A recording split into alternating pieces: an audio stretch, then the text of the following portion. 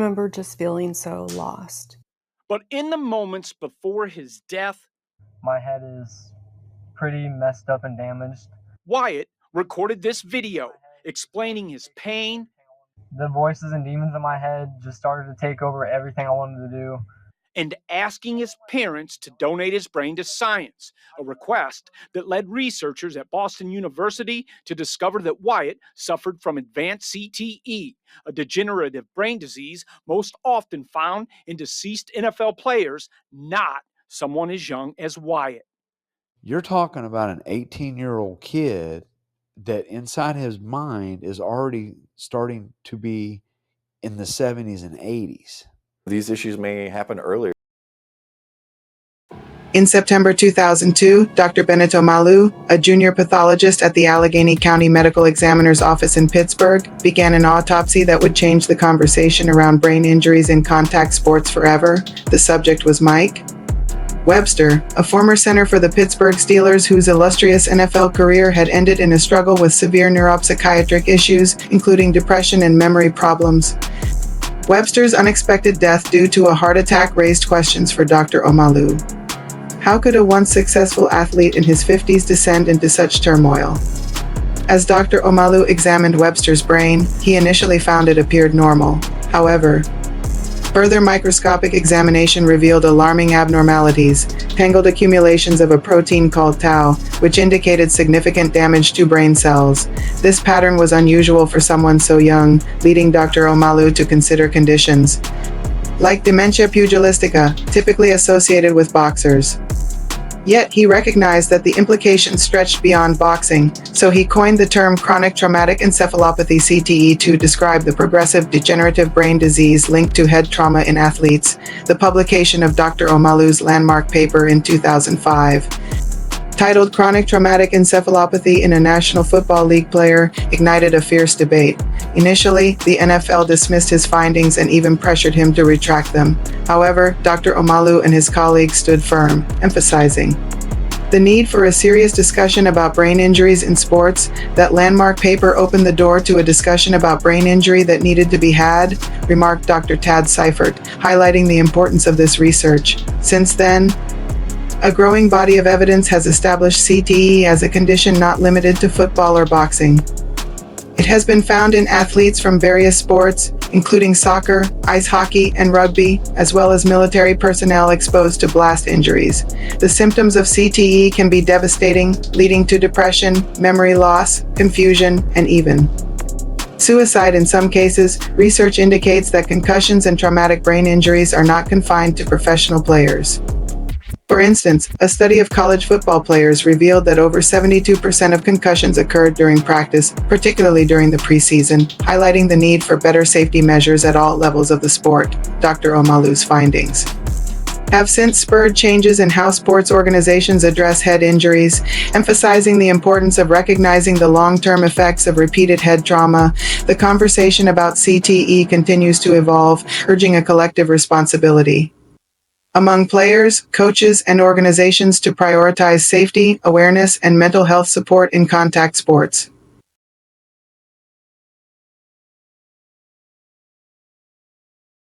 And several blockbuster movies ended up online. Latest on that major hack attack against Sony. First, the studio's movies were leaked, and now private emails are going public.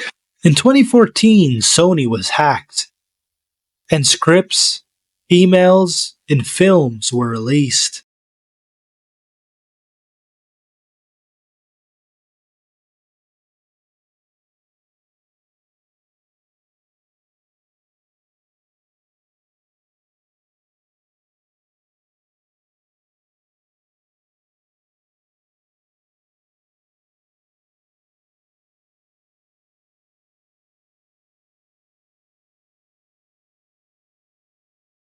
In the early 1990s, Steinberg represented one of football's top stars, Dallas quarterback Troy Aikman. Second and 14, passing down, coming up for Aikman again. In 1994, during the NFC Championship, Aikman took a knee to the head. Stubblefield was there first.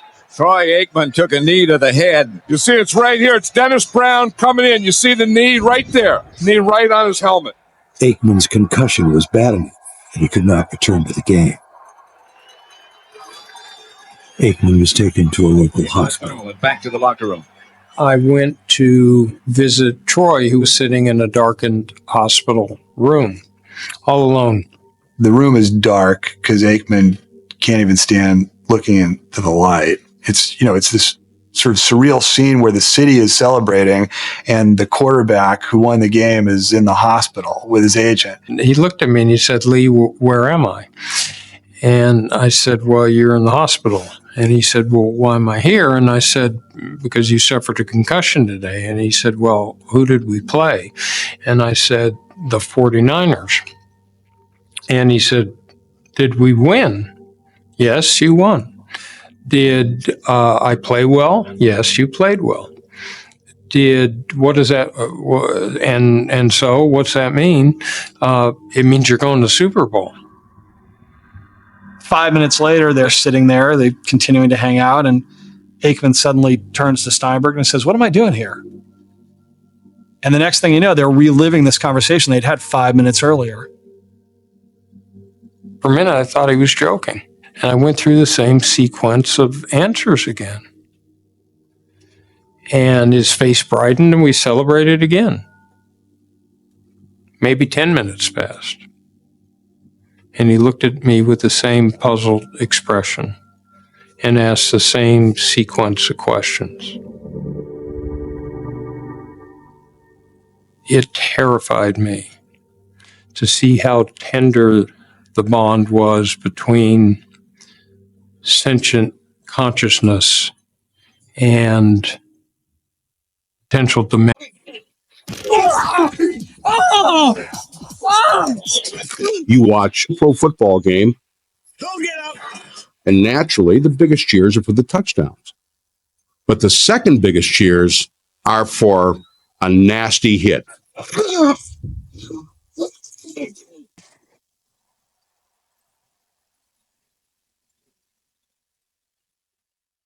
Injuries that they have received in helping you to be a multi-billion-dollar operation. That's the only question. And I know that you do everything that you possibly can to hold on to those profits, but I think the responsibility of this Congress is to take a look at that antitrust exemption that you have, and in my estimation, take it away. I yield back the balance of my time. I thank the gentlewoman for her modest suggestions.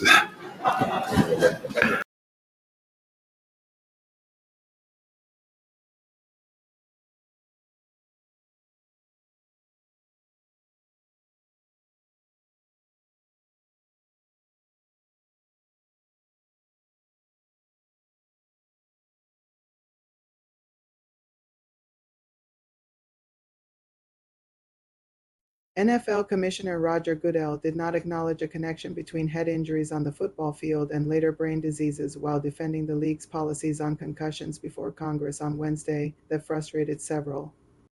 Members of the House Judiciary Committee, including the committee chairman, Michigan Democrat John Conyers, when Goodell told him the NFL isn't waiting for that debate to play out and is taking steps to make the game safer.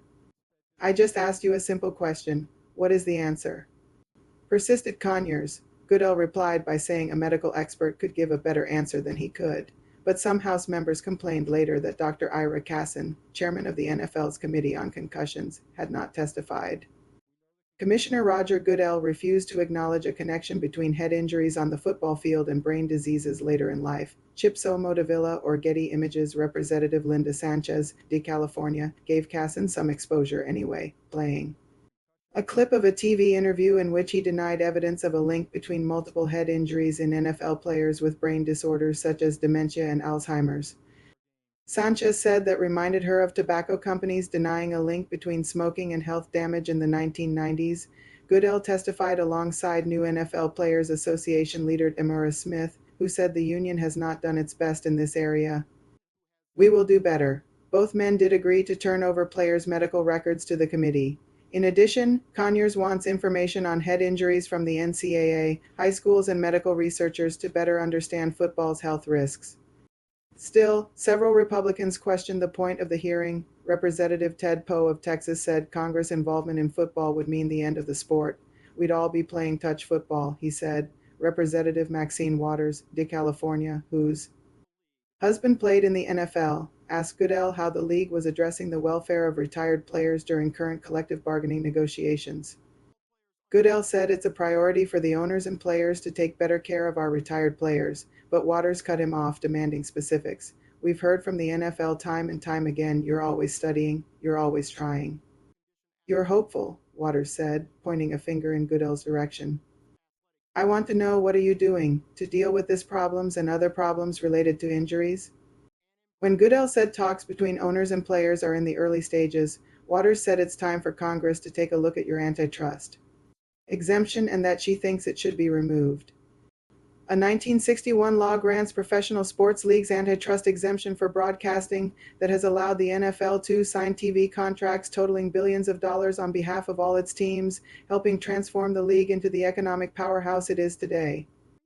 When Waters was done grilling Goodell, she walked to the back of the hearing room and greeted Hall of Fame running back Jim Brown with a hug. Other former NFL stars present included Willie Wood, who sat in his wheelchair, a few rows behind the witness table. In his testimony, Goodell said that the league has reduced red tape, simplified the process for applicants and their families, and sped disability determinations. Several retired players testified at the hearing, including former fullback Merrill Hoge, who said a series of concussions cost him his career. After his first concussion, he said he never saw a neurological doctor and was cleared to play 5 days later.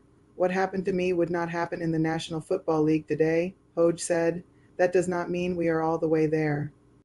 We are on the way, Gay Culverhouse, former president of the Tampa Bay Buccaneers, said NFL team doctors are not advocates for the players and called for an independent neurologist to be on the sidelines. Dr. Robert Cantu, co-director of Boston University's Center for the Study of Traumatic Encephalopathy, said there is growing and convincing evidence that repetitive concussive and subconcussive hits to the head in NFL players leads to a degenerative brain disease known as chronic traumatic encephalopathy. The public health risk is already here, and we cannot afford to wait any longer to make changes to the way we play sports, he said, calling for rule and technique changes. His colleague at the center, Dr. Ann McKee, showed the committee images of brains of dead football players with CTE. We need to take radical steps to change the way football is played, she said. Dick Benson told the committee about the death of his 17-year-old son, Will, a high school quarterback in Austin, Texas, several weeks after a helmet-to-helmet hit in 2002. The following year, Benson founded the Will Benson Foundation for we're Sports at the very Safety. early stages of negotiations, but I believe that we will be addressing these matters in a responsible fashion, that we'll be able to come back before you at some point in time and say that we have addressed these in a way that's responsible. Mr. Chairman, In the meantime, I appreciate the opportunity for the hearing. I know my time is drawing to a close, but let me just say this to Mr. Goodell and everybody who's here today, that I think it's time for the Congress of the United States to take a look at your antitrust exemption. I think that you are $8 billion organization who have not taken seriously your responsibility to the players. The fact of the matter is, yes, people want to play. The fact of the matter is, they're going to be injured. And we know no matter what kind of helmet you build, no matter what kind of equipment that you have, it is a dangerous sport and people are going to be injured. The only question is, what are you going to do? Are you going to pay for it? Are you going to pay the injured players and their families for the injuries that they have received in helping you to be a multi-billion-dollar operation? That's the only question. And I know that you do everything that you possibly can to hold on to those profits, but I think the responsibility of this Congress is to take a look at that antitrust exemption that you have, and in my estimation, take it away. I yield back the balance of my time.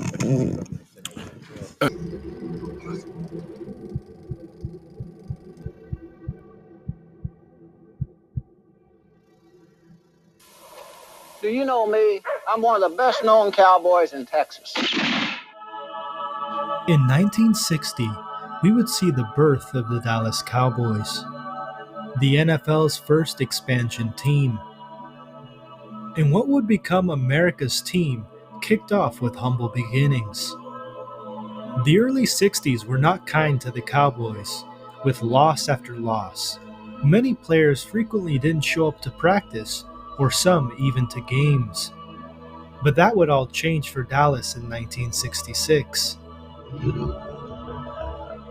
The inception of the famed Doomsday Defense would catapult the Cowboys into the limelight.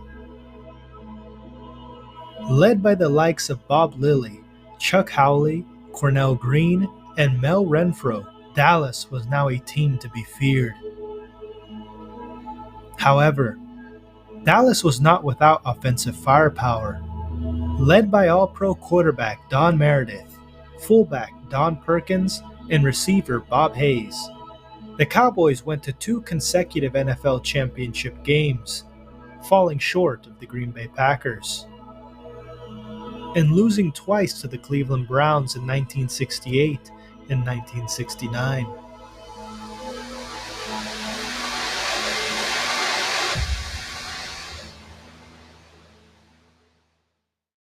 Like few before him, Pete Gent openly questioned the dehumanizing aspects of the game. Pro football and Hollywood have enjoyed a long relationship, showing very different aspects of the game. Football as a business, that aspect came to light in the movie North Dallas 40. We've created a whole new world at the public library. The week in the life of a fictionalized Dallas team, it dealt with violence. Until then, issues hidden behind the closed doors of NFL locker rooms. Keep in touch with the world. Check into your public library.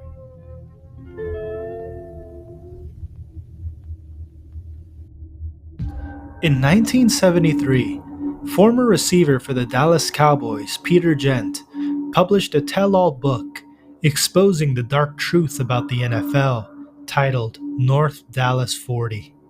And in 1979, this best-selling tell-all book would be adapted into a feature-length film and would shake the very foundations of the NFL.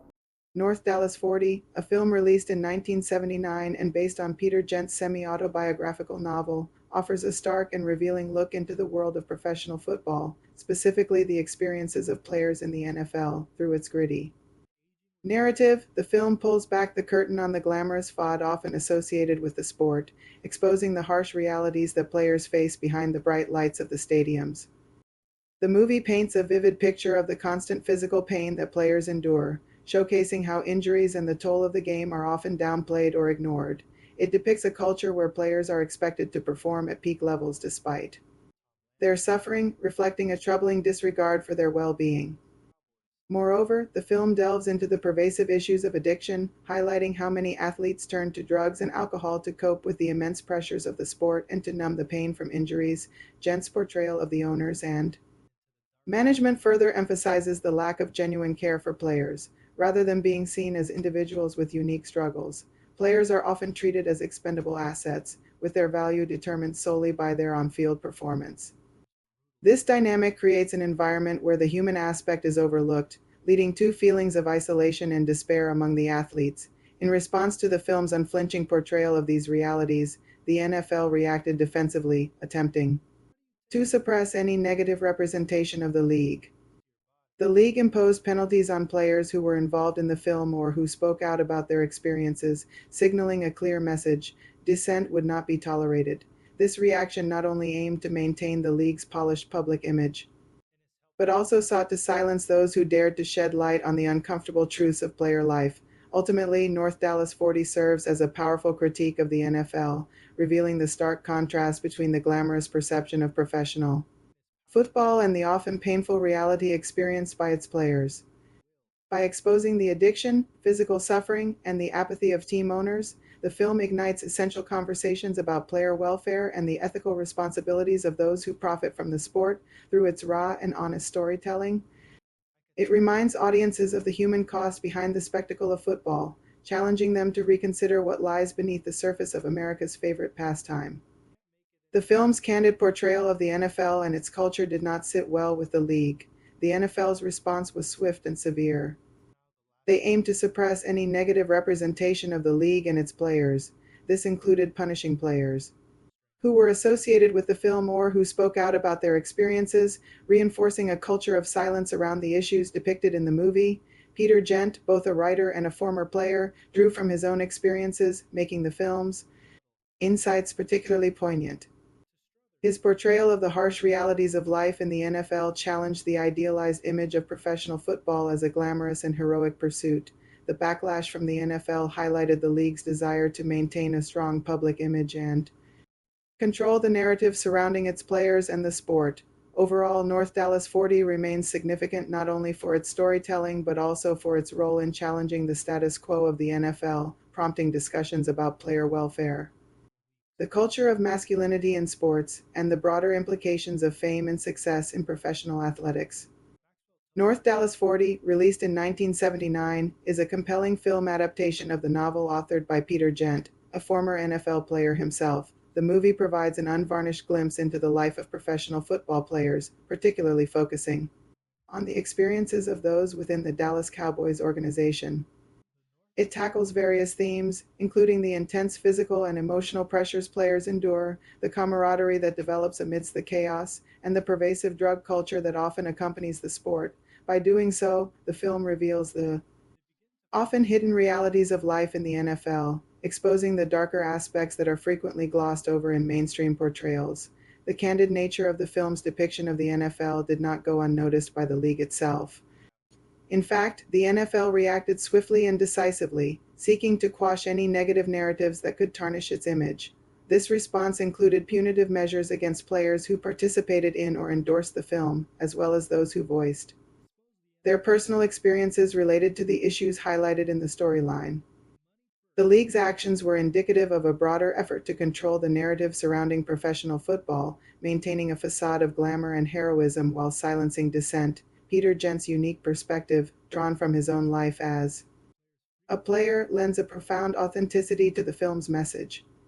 His portrayal of the harsh realities faced by athletes challenges the idyllic image of professional football as a purely noble and aspirational endeavor. The backlash from the NFL underscores the league's determination to preserve its public image, revealing a reluctance to confront the uncomfortable truths about player welfare and the demanding nature of the sport. Ultimately, North Dallas 40 holds significant cultural relevance, not only for its engaging narrative but also for its role in sparking critical conversations about the treatment of players, the pervasive culture of masculinity in sports, and the broader implications of fame and success in the world of professional athletics. Its impact extends beyond entertainment, serving as a catalyst for discussions that continue to resonate within the sports community today. Another check from the NFL ever again because he didn't play at least 3 years.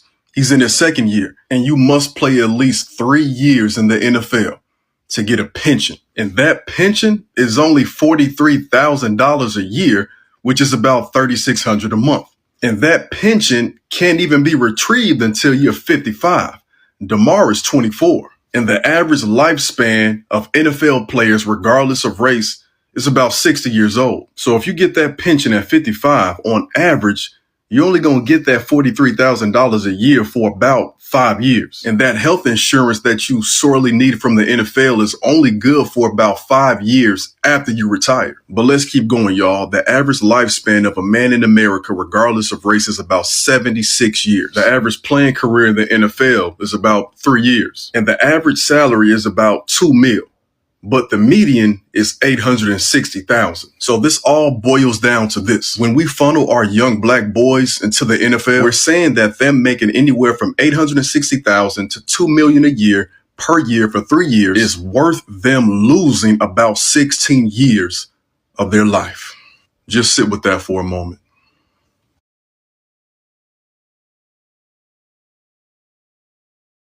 So the NFL is trying to ban these tackles. Hip drop tackle? We're not teaching the art of tackling anymore. We're head up, run through your feet, and get them down. The hip drop is they tackle and then they just sit down. Yeah. Like you can get your legs caught up under that sit, and that's where the hip injuries, the leg injuries, all these injuries happen. Now, there are certain parameters where you can avoid, but that situation right there, like we're talking about player safety. And then people are going to say, it's football. We need to keep football. Don't play football then. But that's still not to say we can't keep it safe. Like, you can't hit the dude in the back of the head, even though y'all saying y'all boxing. You have safety measures to keep players safe. And as a fan and just observant of this sport, it's disgusting.